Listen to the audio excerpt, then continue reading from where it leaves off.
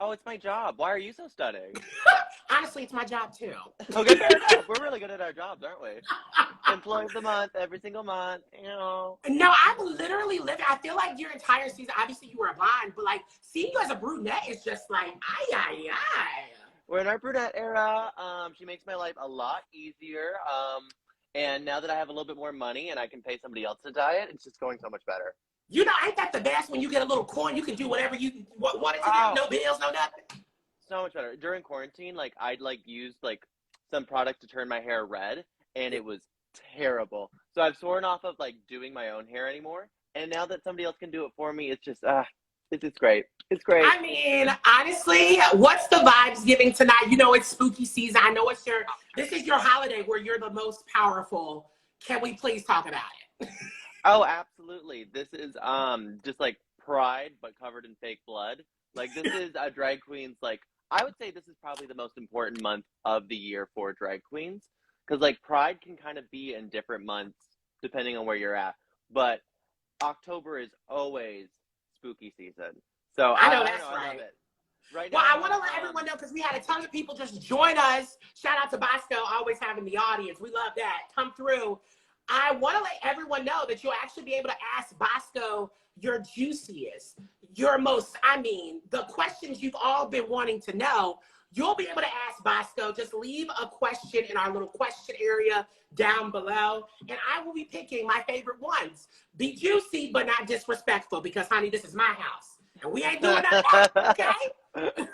I like that. I like that there's a line in the sand between juicy but disrespectful. You know, there's Also, nothing like, wrong with setting boundaries. That's what therapy taught me. absolutely. And also, I think like disrespectfully juicy could be like a book. I think that would be real nice. I think that would be really fucking cute. Oh my God, Bosco, Sorry, we're already best friends. Let's get into the show.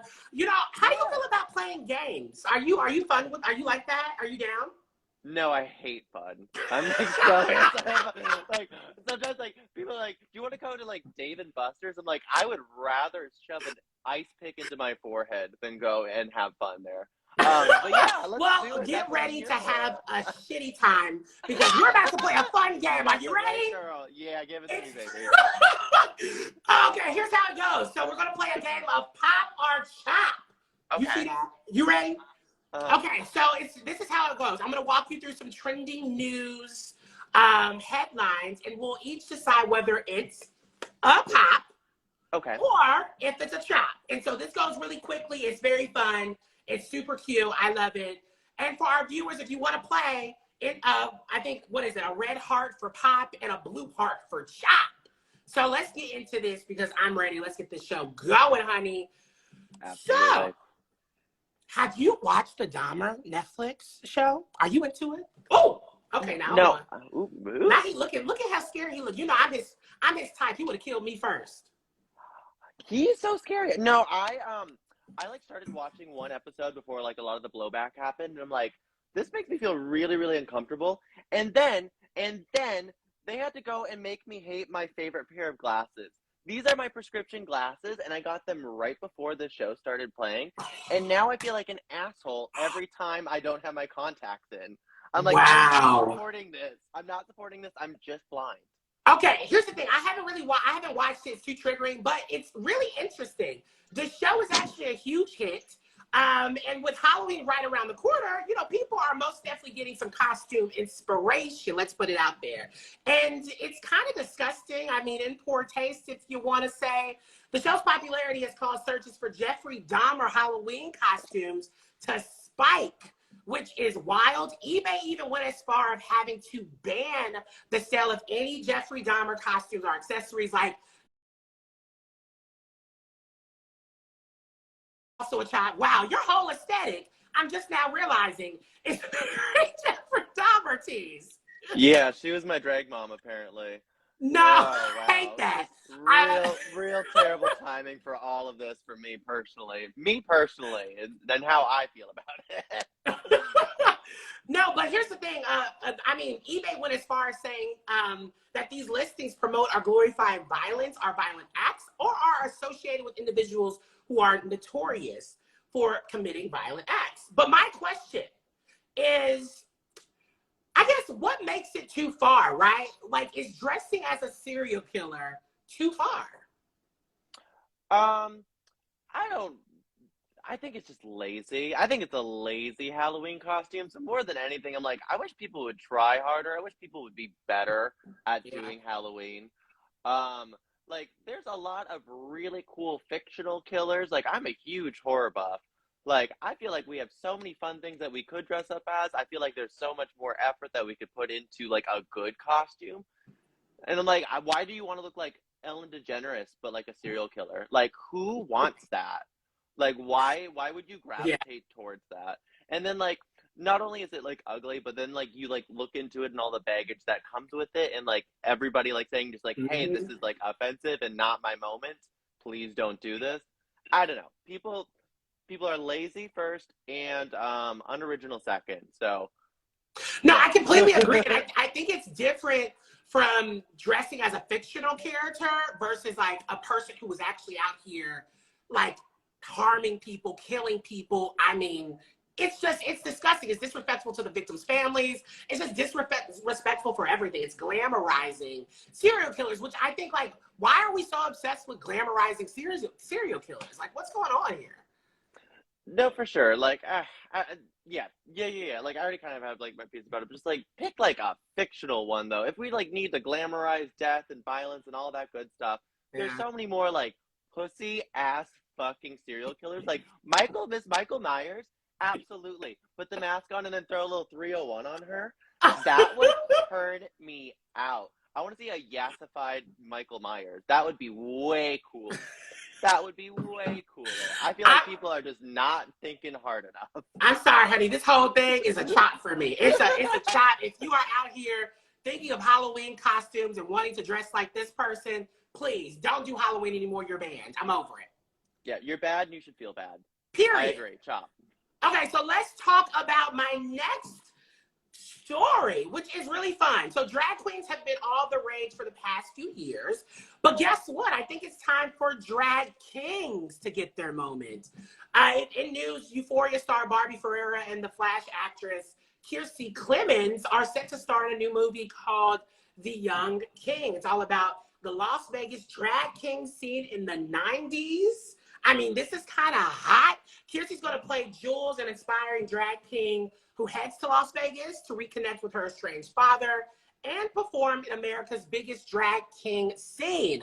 What do you think of this? First of all, what do you think of this casting? Look how hot these two are. Oh, absolutely gorgeous. Gorgeous, gorgeous, beautiful people. Just dynamite. I'm excited about this. I had not even like heard any sort of whispers about this until today, and I'm like, that is pretty major.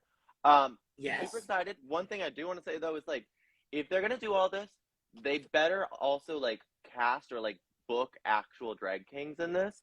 Like, I don't want to see just like famous people like doing this. Like, I want to see like the kings of like the Las Vegas area. Like, I was Yeah. just in Chicago last night, and like I was hanging out with Tenderoni for a second. I would love to see Tenderoni from Chicago be featured in this. Get Landon Cider up in there. There's a fabulous king that I've known for years in Seattle named Vincent Millay. Like if we're gonna do this, we need to make sure that the people who are like currently doing this are also included in on this. Like if people are gonna be making money off of like drag kings that aren't drag kings, let's make sure that we're also giving drag kings money. I know So that's right. That was the thing that came up, right? Because I'm like, pop for this story, right? We're all here for it, but chop if they're not going to do it right. And I do think it is time for drag kings to kind of be front and center. We don't really see a lot, and it's unfortunate that we haven't gotten this moment in a mainstream big way, right? Absolutely, absolutely. It's more than time. Like a drag race is a fabulous, fabulous vehicle that has pushed drag to the forefront of pop culture, but it is not like a completely comprehensive look at drag. And like we can do such a better job showing off all different aspects of drag. And if this could be like a new vehicle that could really get like drag kings to the front and center of things, that would be fantastic. That would Yeah. be so fabulous. No, it Also, really would. And okay, real quick, I'm over here looking at the comments. Can you just say hello to everybody? Because everyone's freaking out. Your fans are living. hi everybody. Hello, hello. Also, one of my favorite things, I like to look at the comments. Someone said, why was I expecting such a low voice? And yes, honey, I do sound like I am a she, her, but I am not a she, her. I'm a he, him. It's okay. I was born this way. You better get into it. Oh, absolutely. No, I have to keep the she, they part of my pronouns because my voice is too low. So I feel you. I'm on the opposite side of the spectrum. No, I've been being called ma'am since really I had my first job at Taco Bell in the drive-thru. They would literally be like, about it. I'm experiencing, I see a dainty girl, and then I'm driving up and I see me. Okay, so let's move on to our next story, which is all about Real Housewives. Are you a fan? I don't watch Housewives. You got the worst person. I don't like fun. I don't like games. I don't like Housewives. I'm over it. Anything. Yeah, I'm gonna put on my fucking glasses that are ruined for me again. Done. And yeah, I actually don't. No, it's okay. It's okay. You know, I will hold space for you. But this story is actually, it's housewife related, but it's really cute. So it's actually really heartfelt. So there was some news involving Real Housewives of Orange County alum Alexis Bellino. Now, in a recent Instagram post, she reintroduced her 15-year-old child to the world as Miles and shared that he is trans. Here's actually a quote from the post. She said, I refused him for a while, but now I know Miles truly wants this. He's tired of the misgendering and confusion people have. And so we are setting the record straight and hopefully bringing clarity. My son can breathe knowing he can be his true self. My son lights up every single time a stranger calls him he. My son can live life now with his true self. And when I tell you, this isn't the photo, but this is her. The photo on the Instagram is like everything. It gave me chills. Like, this is what we're talking about when we think of like allyship, and even when it comes to parents, right? How does this make you feel hearing this moment? It makes me feel great. I'm so happy for him. His name's Miles. Yeah, is that what I got? Okay. Yeah. Congrats to Miles for like coming out. That takes like a lot of bravery and a lot of courage. So like shout outs to Miles. Shout outs to Mom for like not being terrible, which is the least that we can do for fucking trans kids right now. Like, if the entire world is going to be like pouncing on and attacking trans youth, the least that we can do is create like a home environment where they are supported, seen for who they are, and like treated with just goddamn respect. Like, I feel there's so much respect lacking from the national conversation on trans kids. So like to hear that like we're starting from the home outwards, I think is a great place to start making change. Well, and I think this story really hits home for me because I grew up in the South, very religious, and it was a difficult, like I wasn't coming out as trans, but I was a very queer kid growing up, right? But I didn't know I was battling so many things. And, you know, I understand, like me and my mom had a really interesting conversation this past like Thanksgiving holiday a year ago, where she was basically telling me like she had to grieve, you know, the life that she thought I was going to have, right? And the acceptance of realizing like, no, my son is queer. This is who he is. And I wonder with your family, how's is everyone supportive? I'm hoping they are. You know, I don't want to get too personal, but I would love to know your experience because I do think this is something that we all can relate to. You know what I mean? Oh, for sure. I feel like every queer person has their own like coming of age story. They have their own baggage attached to being queer. Yeah. I'm from like a very religious family. I was raised Catholic and like had to go to like private school, like went to church twice a week growing up, was in the choir, the whole shebang. I do have to say my parents did a great job getting through things. Like it wasn't like an immediate, yeah, go get him, girl. But look, like, honey, I know that's right because same. We got there, and like I don't know, they loved me more than like whatever their preconceived notions of who I was or who I was becoming scared them. And like I don't know, my dad's done a really really good job of following me this year. Like I came out trans publicly, and he has definitely been in my corner, and it's been very very nice. I've had a very supportive family through this. I love to hear that. And honestly, what would we do if Bosco wasn't around? Because we need Bosco. Seriously. And so I thank you so much for opening up and sharing that. And because it's so important to hear that, especially in this climate right now. But my next question, because we got to move on. Sure. Have you heard There we go. Unholy. What if I told you no? What if I just told you no for Do every you want me single to? Do you want me to quit? Would you like me to quit? No, I've heard unholy. I've heard unholy. I'm just fucking with you. I'm just making your life hard. I'm just trying to prove to you that I was the worst person to get for this show. You know, to be honest, Bosco, I feel that already. Good. No, I've heard unholy. Okay, good. Sure. Well, this is a big moment for Unholy because the sultry single from non-binary singer Sam Smith and transgender pop princess Kim Petras went viral, and now it has cemented its place in trans history. It is the first single by trans and non-binary artists to top the Billboard Hot 100. Are we popping it?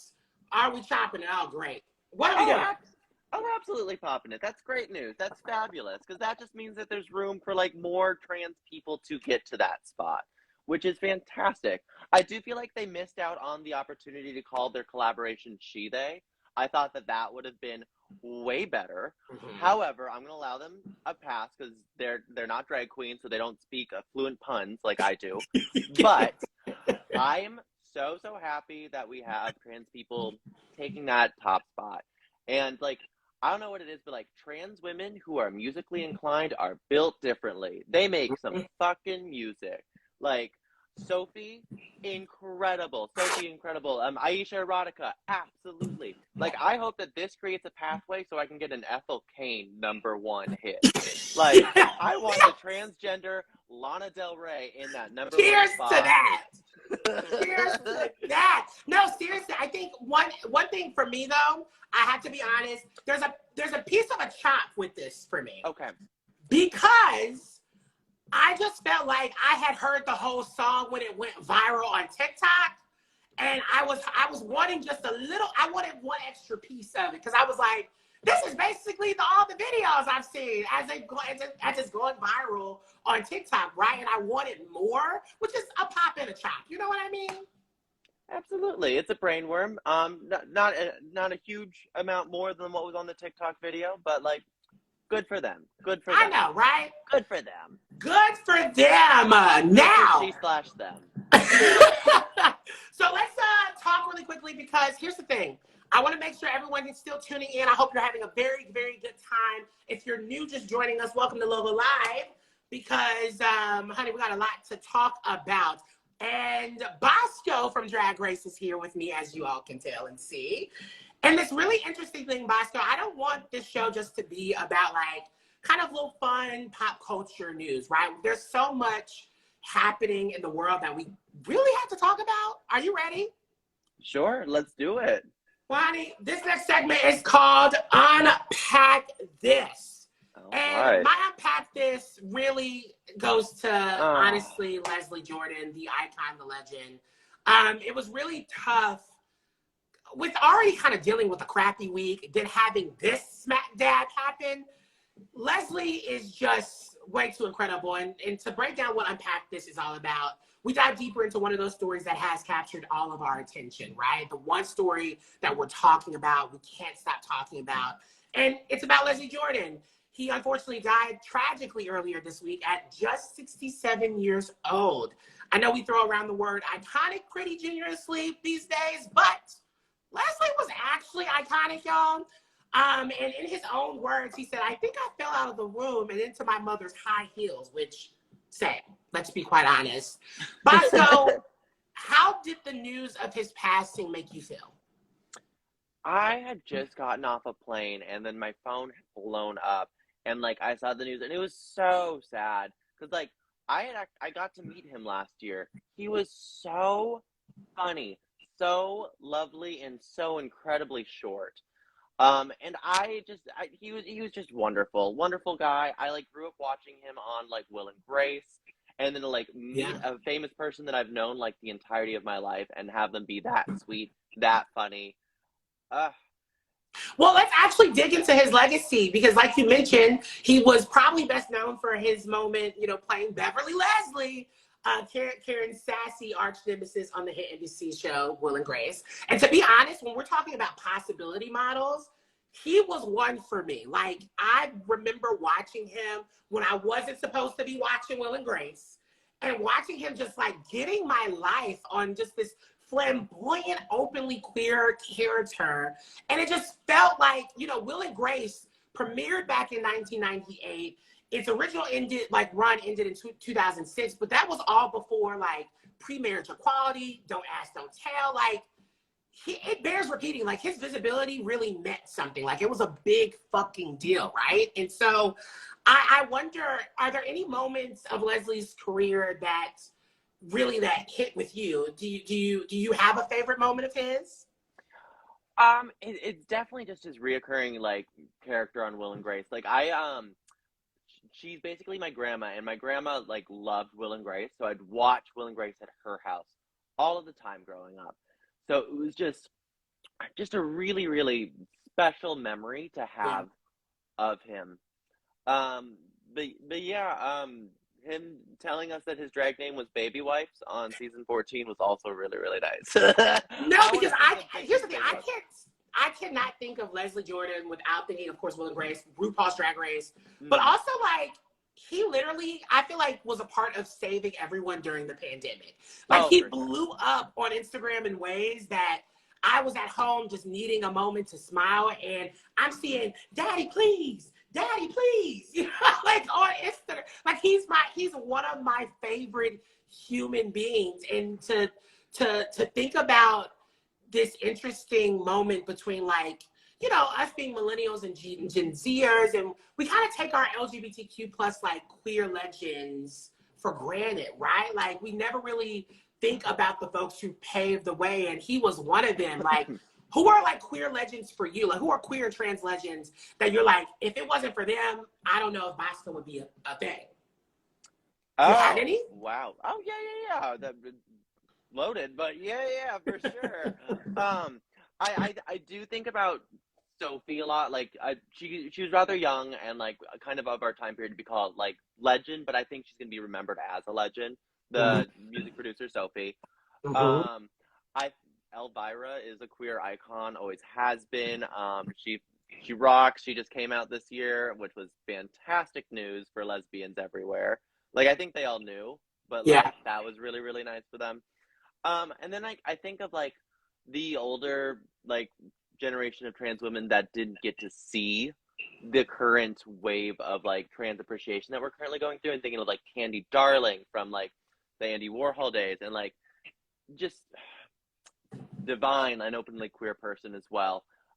People who like paved the way and did so much work that they never really got to see the outcome of the work they were doing. They were just doing it because they had to do it to survive. Yeah. And now all of us get to live so much better lives because they did it.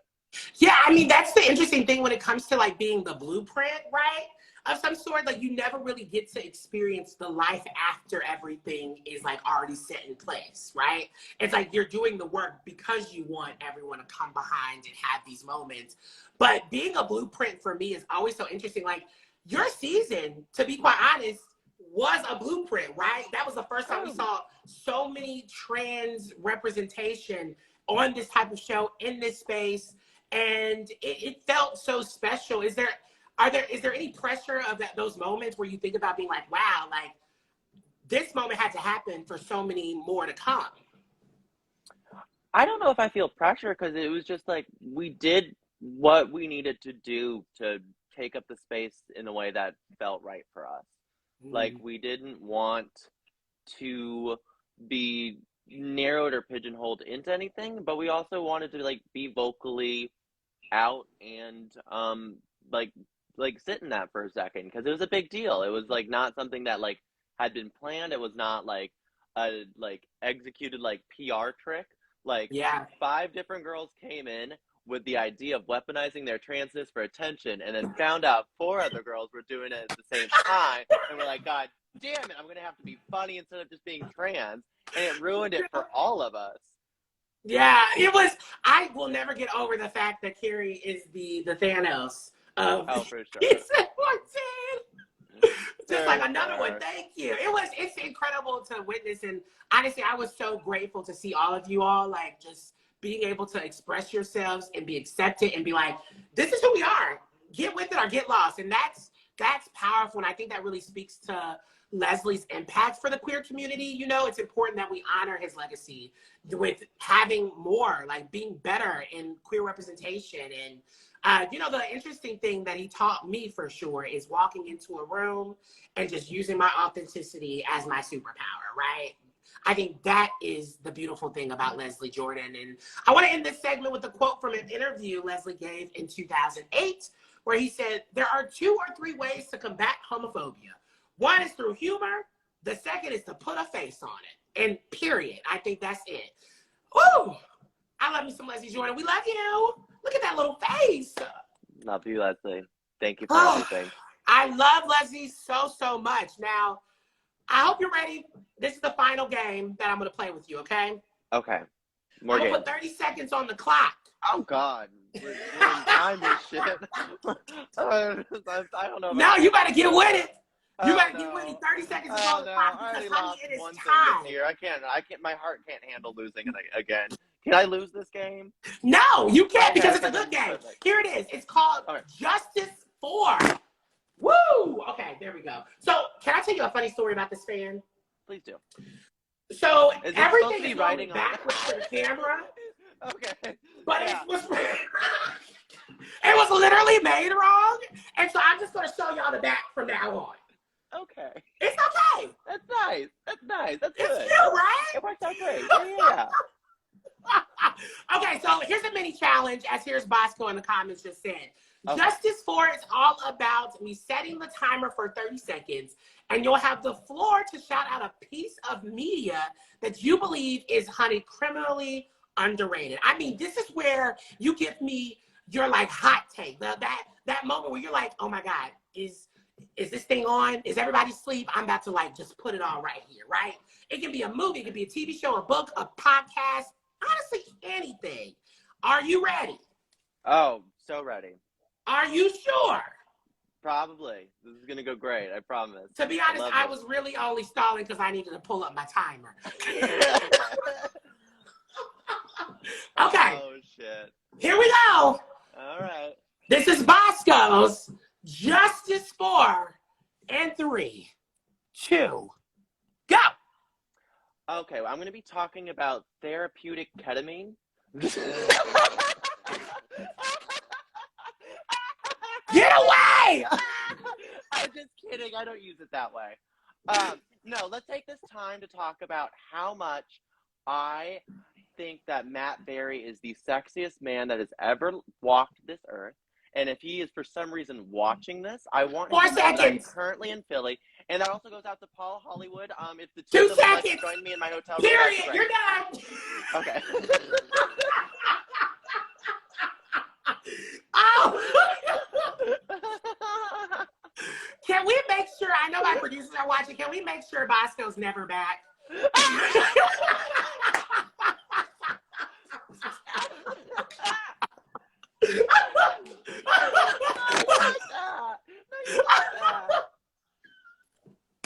No, I love you. I love you so much. You are like, I know that, were you? you are my favorite human. But also shout out to Paul Hollywood because he can most definitely bake me some cookies and get these cookies. Just put it out there. Does he know what he does for the queer community as a whole? Because, like, literally every single queer that is attracted to men that I know want him so dirty and so bad. Oh, my God. I have this crazy picture of him from this photo shoot that he did where his entire face is covered in flour except for his eyes.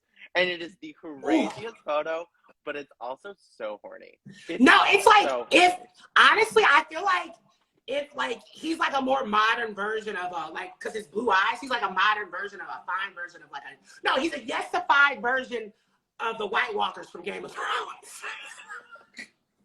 He's hot, right? He is hot. He is hot. He was, what's the one actor that, like, recently, yelled at, like, his daughter on, like, the phone, who's like, in 30 Rock?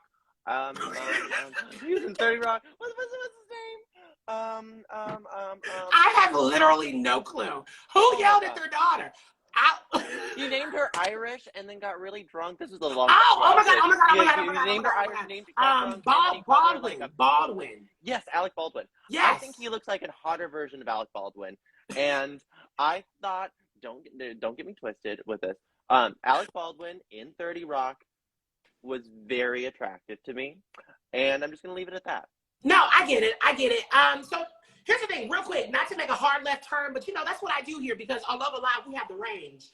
I do want to say my justice for, because normally I let this be for the guests, but I felt like it was very important to do a justice for the only woman that I really care about right now. Her name is Brittany Griner. Brittany! Literally. Justice for Brittany, WNBA player Brittany Griner, whose appeal of her 9-year prison sentence was just rejected by a Russian court. Now, the queer basketball player has been detained for almost 8 months after she was arrested for entering Russia with a vape with small amounts of cannabis oil. And U.S. officials have declared her wrongfully detained, and the WNBA has described it as a hostage situation. So if we do not do anything else, justice for Brittany Griner. Let's keep making some noise, pressuring our government to hashtag bring her home. Seriously, I had to do this because Brittany Griner is really going through something where I'm like, if this was LeBron James, if this was Tom Brady, the fact that I know more than one football person, right? Anyway, yeah, the fact that I know so many sports people, and I know if she was a man, she would have been out there in seconds. For sure. And like the thing is, like, she did nothing wrong. She just forgot to take some crap out of her thing, and they're like making this into an entire excuse to create a political prisoner out of her. It's crazy. The amount of bullshit that I know some of these Drag Race girls are traveling with, it's crazy. Wait, can you name a few? I'm not just for it, the minds want to know. No, I would never. I mean, you already said ketamine on the show. What? I didn't admit to who was taking ketamine on the show, and I said for therapeutic reasons. Yeah. But for sure, free Britney. That's so fucked up. No, most definitely free Britney in all the ways. And honestly, Bosco, thank you so much. You have been a blast, and I love hanging out with you. Can we please do this in real life? I know you're in Seattle, but I'm obsessed with you. Absolutely. Where are you at, baby? Are you in LA? I'm in LA. Okay, work. Well, I'm in LA all the time. So next time I'm out again, come and hang out. But before you go, I have to talk to you, especially audience questions. I'm looking at them. If you have any more questions you want to get in there last minute, the time is now before Bosco leaves. But real quick, your initial thoughts about Canada versus the world and Drag Race UK if you are watching. Period. Go. Initial thoughts. I'm so excited for Canada versus the world. I love seeing the girls come back with a vengeance and money. That always tickles me well. And then UK season 4, fantastic. I am so glad that nobody on my season had money or connections. These hookers are so glammed down. They look incredible. Yeah. Okay. Do you have any favorites on UK? For sure. I love Dakota. Dakota's a little cutie. I like the moment they switch to her confessional look. I'm like, oh. And Black Peppa for sure. Love Black Peppa. And then I've been following Cheddar Gorgeous for years. I think even before I started drag. So I'm very, very excited that they are on the TV show as well. So would you ever go back? Would you be one of the ones doing an All Stars or versus the world? I told them not to even ask me until I have tits. So we'll get there. But at least we know there's a yes on the table. Yeah, it's not a hard no, but we need to do some work outside of drag before we go back. I want to be in full witness protection in that confessional. I want it to be a completely different person than I saw in season 14. Yeah, and honestly, this also makes me think about the last episode, which Baby, shout out to Baby, because Baby really talked about her mental health, and I feel like we don't really get to hear about that from the queens, right? We don't get to hear what you all are experiencing during filming and that process. Was that a relatable moment with her talking about that? For sure. Drag Race is possibly the hardest television show to correctly do that I can think of. I can't think of anything else that requires that level of intense pressure, talent, money, and like deprivation from your support system, it is one of the craziest undertakings a person can do. And like that totally makes sense to me. Like sometimes you just have to like prioritize yourself. Everything else be damned. Most definitely. So are you ready to get to these audience questions? Absolutely. Let me plug in my little phonular real fast before we get a little Hold on. I just say your spicy. phone better not die. I know. Okay, now we're gonna do like a cute little bouncing act while it's plugged I'm in. like, yes, you better get. You know, I'm the type oh that my God. I'm a little nosy. I like to look behind the scenes, being like, "Ooh, where's she staying?" Oh, absolutely. No, if this Okay. drag thing doesn't work out for me, I can work in IT. The way that I just plugged in that charger, I am talented. Okay, so let's talk about. Oh my God, there was a question that I really, really loved. Someone asked, where is it? Oh my God. Oh, here it is. Okay. Actually, there's so many coming in. I'm sorry. I just wanted to change them really quickly. Here is this one. Okay. Nick asked, what was the best read they didn't air on the Reading Challenge episode? Oh. I'm trying to think. They like kept in a lot of the good ones. I felt like our Reading Challenge was really, really strong. I can't remember if they kept this one in, but Lady Camden had one where she basically said, Carrie, you don't need another surgeon, you need a lawyer. And it was so mean and so disrespectful and so evil. And that one was a really, really good one. And we can say this because Carrie is wildly beautiful. Oh, one other Drag Race. Here is this moment. If you had to do Snatch Game again, who would you do and why? Oh, I would have probably done my other option. My other option was Jesus Christ. And they told me like, hey, if you do Jesus, standards and practices might very well edit you out of this episode. And looking back, that probably would have been like a better move. Yeah. So Jesus Christ. Another one that just came to me the other day would be the late Pete Burns. Crazy cool queer person, singer, You Spin Me Right Round, but like also incredible professional TV professional made in the lab to be on reality TV person. Like if you've ever watched Celebrity Brother with Pete Burns, you are getting a masterclass on how to be on television. Yes. That sucker was crazy, and I loved him. Okay, and then this question's for me. I need help with my Halloween costume. What the hell should I be? Oh my God. I don't know. What are you into? What do you like? What are you feeling? I never used to dress up as a child. Like, I didn't just start dressing up for Halloween until like college, and they were all so bad. Last year, I did, what did I do? I don't know if you'll be able to see it. I was Olivia Rodrigo. Oh, so cute. That was like my first time all getting like glammed up. I love her. Okay, I got one. I got one for you. Okay. So your buns are giving me a little bit of like Sailor Moon. Would you do like a Sailor Moon run for us? With like the box braid buns like down? Like I think that would be so cute. I think I might be a Sailor Moon type of gag moment right there for me. Okay. Wait, who are you going to be for Halloween? Oh, girl, no one. I dress up every single day of the week, and I have Halloween off this year. I'm doing nothing. I'm going to be a girl, and it's going to be awesome. I'm going to be a girl that's doing skincare. It's going to be incredible. Honestly, so that means you're going to be a TikTok influencer. Oh, absolutely. No, I have to take like an all-day flight because I'm going to Australia on Halloween. So that will be really, really cool.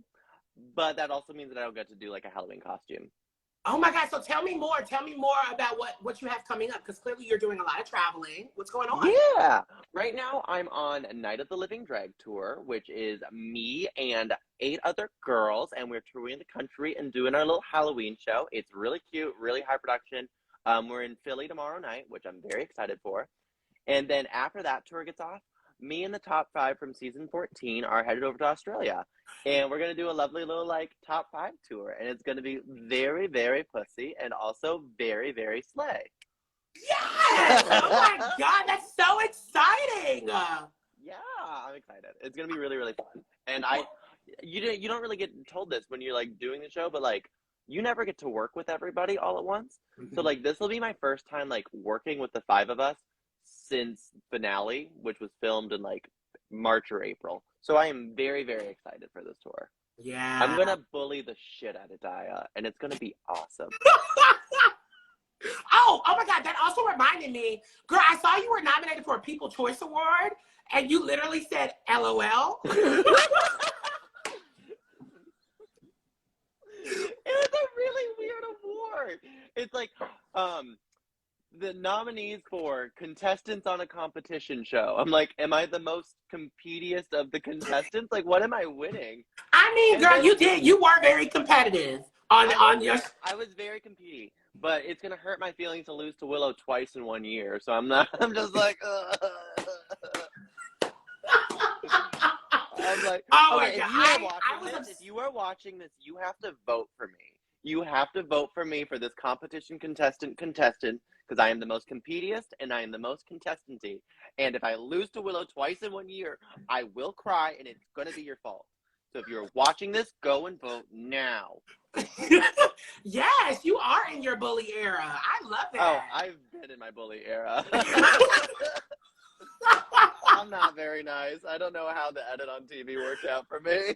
I am obsessed with you, and you can literally bully me anytime you wanted. Bosco, oh, I will. Thank you so much for being on Logo Live with me. I am obsessed. I love you so much. I adore you, baby. This is a lot of fun. Let's meet up the next time I'm in LA. Yes. Okay. So I get the seal of approval. I get the Bosco approves. Absolutely, but you have to dress up as Sailor Moon, and I need to see pictures. Oh my God! But who's gonna do my glam? Like, I need to get snatched. Oh my God! There's so much. You live in LA. I wish you lived somewhere that had lots of stylists and glamour people and people that did makeup. I just can't believe that you, as a queer person, don't know a single person capable of doing any of that. I wish you worked at a queer network full of queer people that have a multimedia company full of production. All right, everybody say bye to Bosco. Bosco, I love you so much. Thank you so much for being here. I can't wait to chat soon, okay? Bye. Absolutely, baby. Bye. Bye. Do I hit the X? Do I do that? Do you kick me out? What do I do? Wait, can you kick me out? No, you gotta hit the. No, I want you to kick me out. No, Bosco, I'm you don't get out. Bullying you. I'm gonna keep on bullying you. Oh my God, it's like white women going wild. Get her out of here. Stream ethyl-cane. We need another one for trans women. Bye, Bosco. Look at Bosco. She's holding us hostage. Yo, I'm obsessed with Bosco. Don't go anywhere. How are y'all feeling? Was that a fun conversation? Did y'all love that?